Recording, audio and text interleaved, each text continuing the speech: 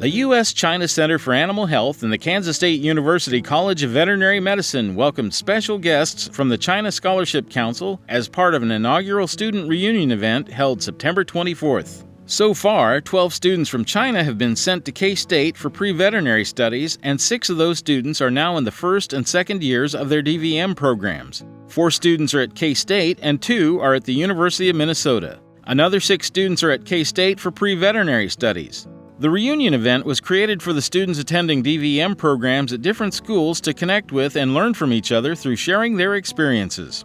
And I think it's still too early for me to exactly explain what I'm learning at a DVM program, but if I have to give you an answer right now, I would say I'm learning a new language. Each day I need to learn tons of new words, understand them, and even try to use them in a communication. So probably it's just a new language for me.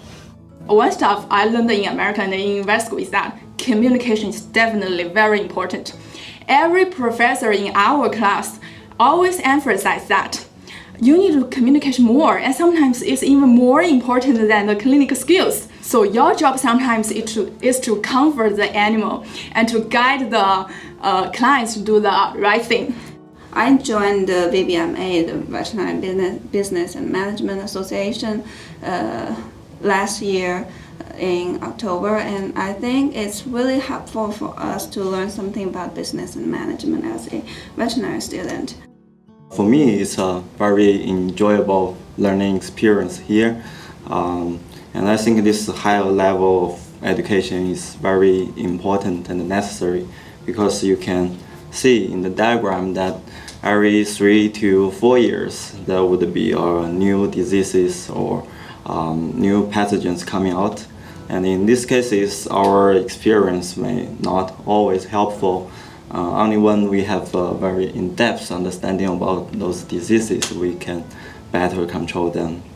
So in all, I feel that I'm learning a lot every day here in the vet school. And I'm very confident after this 4 years DVM study here, we can be well prepared for any challenges we would face in future in China. SCAU provided me a chance to join the pre-vet DVM program, and KSU helped me to go through the transit from China to US. I'm now exploring the vet med in U of M.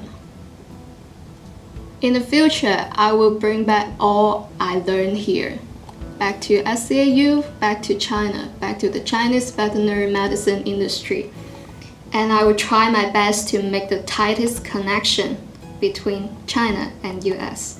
During their time in the U.S., the DVM students have also had an impact on their American classmates.